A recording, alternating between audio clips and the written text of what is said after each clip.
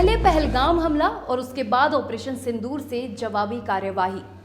पिछले लगभग 1 महीने से भारत विदेशी मीडिया पर छाया हुआ है, लेकिन ये बात जानना दिलचस्प होगा कि इस पूरे प्रकरण को विदेशी मीडिया ने किस तरह से पेश किया है। नमस्कार, आप देख रहे हैं इंडिया प्लस टीवी और मैं हूं आपके साथ कृष्णा गुप्ता। भारत ने मीडिया के सामने प्रत्यक्ष रूप से चरण दर चरण हो रहे घटनाक्रम को सामने रखा।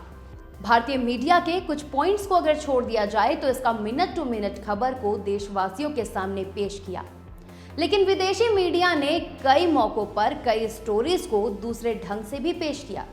जैसे ऑपरेशन सिंदूर के पहले दिन भवलपुर में की गई कार्रवाई को कुछ विदेशी मीडिया हाउस जैसे कि बीबीसी और CNN ने एक मस्जिद पर हमला बताया, जबकि सच्चाई यह थी कि यह क्षेत्र जैसे मोहम्मद जैसे आतंकी संगठनों का बेस था।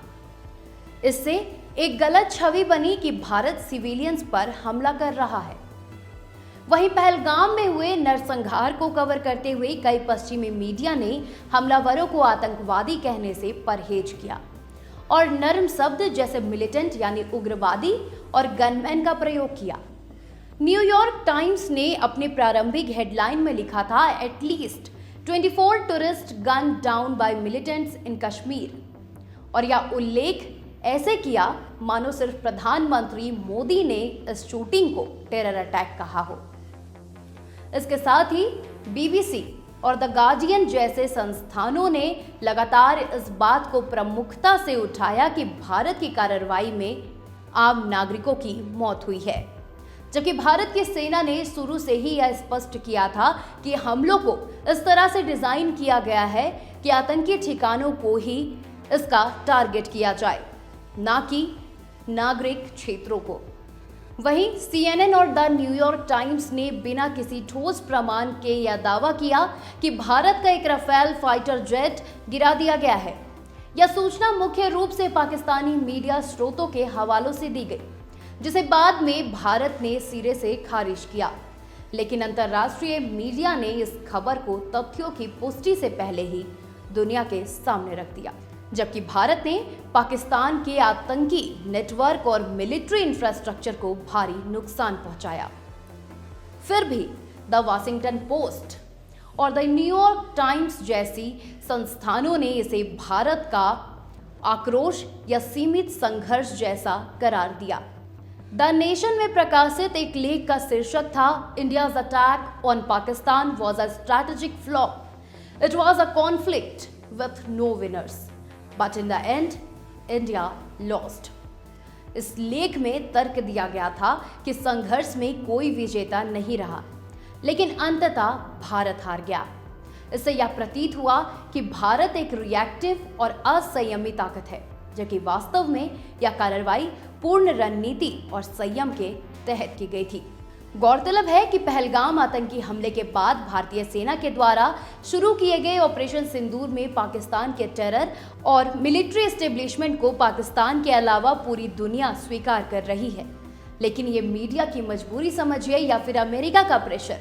ऑपरेशन सिंदूर के वो 5 दिन को अंतर्राष्ट्रीय मीडिया ने काफी हद तक भारत के विरोध में प्रसार किया। सभी हाउस ने सिविलियन यानी कैजुअलिटी से लेकर राफेल को गिराने तक की खबर को सामने रखा, तो दूसरी तरफ भारत द्वारा किए गए हमलों को कहीं ना कहीं गलत भी करार दिया। इन सब के बावजूद सोचने वाली बात यह है कि आखिर पश्चिमी मीडिया का भारत के खिलाफ झुकाव क्यों दिखता है। पहला मुख्य कारण है जियोपॉलिटिकल दिलचस्पियां, जैसे अमेरिका और पश्चिमी देशों की पाकिस्तान में कुछ भू राजनीतिक दिलचस्पियां रही है, खासकर अफगानिस्तान और चीन को लेकर। ऐसे में पाकिस्तान को खुलेआम आतंक का पोषक कहने में ये देश अक्सर हिचकते हैं। दूसरा यह कि कई विदेशी मीडिया हाउस पाकिस्तान की सरकारी एजेंसियों या पाकिस्तानी पत्रकारों के हवाले से खबरें बनाते हैं, जिनका रुख पहले से ही भारत विरोधी हो सकता है। तीसरा सबसे अहम कारण है भारत जैसी उभरती हुई ताकतों को लेकर पश्चिमी मीडिया में अब भी एक संदेह का भाव रहता है, खासकर जब वो सैन्य रूप से आक्रामक स्थिति में आता है। 2 परमाणु शक्तियों के इस युद्ध को अधिकांश मीडिया हाउस ने भारत के इस रुख को दोहराया है कि यह हमले एक सुनियोजित आतंकवाद रोधी कार्रवाई थी, लेकिन इसके बावजूद ये कहने में जरा भी परहेज नहीं होना चाहिए कि पश्चिमी मीडिया का कवरेज बिल्कुल क्रूर और पाकिस्तान के पक्ष में पक्षतापूर्ण रहा था।